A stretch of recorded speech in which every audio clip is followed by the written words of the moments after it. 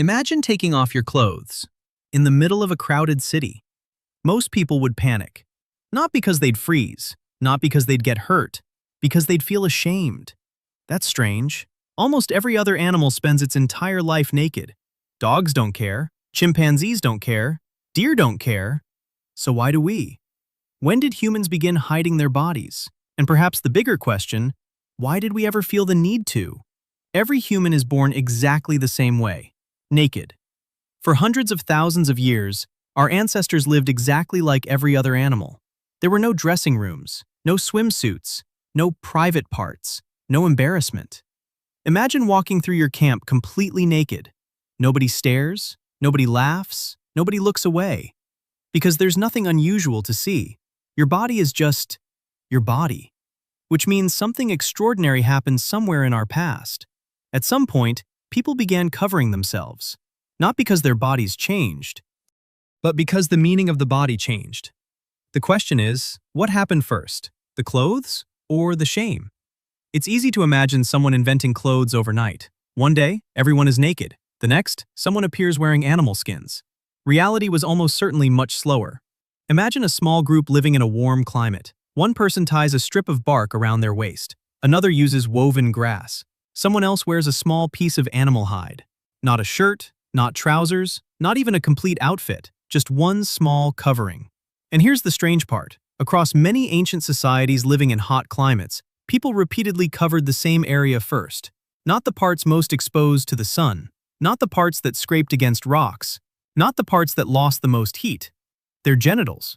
Even where the temperature stayed close to 100 degrees Fahrenheit, even where clothing made people hotter. That creates a mystery. If clothing wasn't solving a problem with the weather, what problem was it solving? Most people assume clothes exist because humans get cold. At first, that sounds obvious. But think about it. If staying warm was really the goal, the first clothes should have looked very different.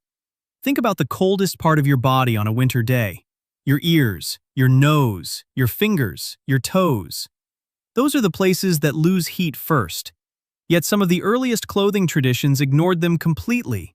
Instead, they covered one very different part of the body. Anthropologists have debated this for decades. Perhaps the first clothes weren't protecting people from nature at all. Perhaps they were protecting people from each other. Imagine living in a small tribe of 30 people. You see the same faces every single day. Nothing about your body is private. Everyone can immediately tell whether you're a man or a woman, whether you've reached adulthood, whether you're pregnant, whether you're healthy, whether you're physically strong. Your body constantly broadcasts information. Then something changes. People begin covering just one part of themselves.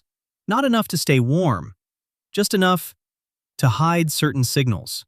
For the first time in human history, people could decide which parts of themselves everyone else was allowed to see. That may sound completely normal today, but it was revolutionary. The human body stopped being just a body. It became something you could control. Which raises an even bigger question. If people were deliberately hiding these signals, what were they trying to prevent?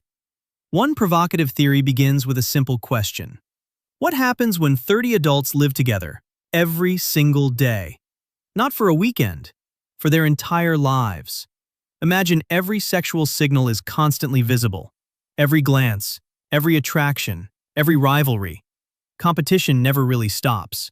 Jealousy grows. Arguments become fights. And in a small hunter-gatherer band, every injury matters. Every experienced hunter matters. Every adult matters. Violence isn't just dangerous, it's expensive. Some anthropologists have suggested that the earliest clothing may have helped reduce that tension. Not by eliminating attraction, but by turning it down. A simple covering could make one part of the body less visible, less attention-grabbing, less likely to trigger constant competition.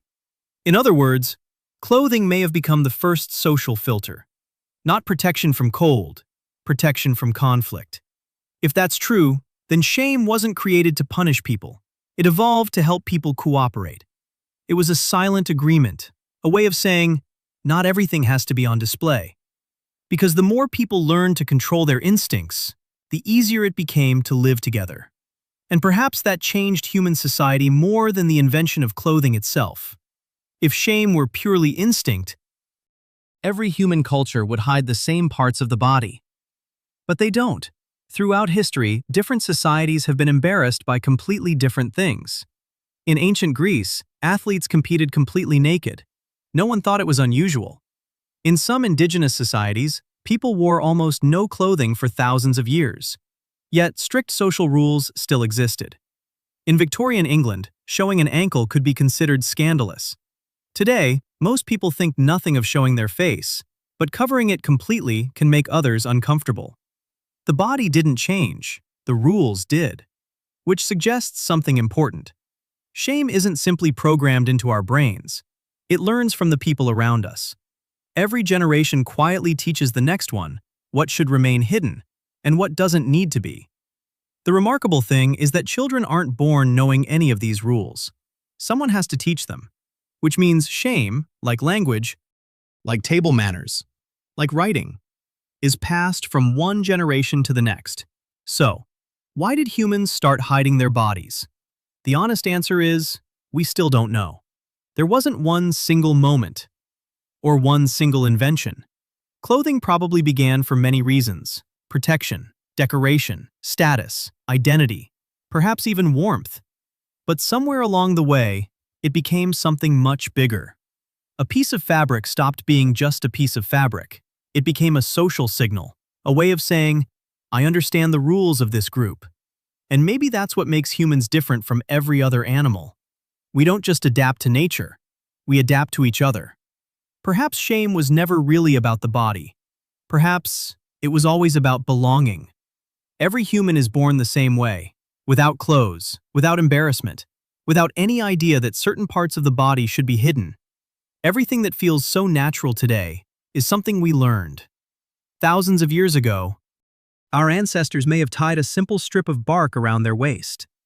Not because the weather demanded it, but because living together demanded something new: cooperation, self-control, shared rules. So the next time you button your shirt, or wonder why some things feel private, remember this: you may be wearing one of the oldest social inventions in human history. Not because your body changed, but because human society did.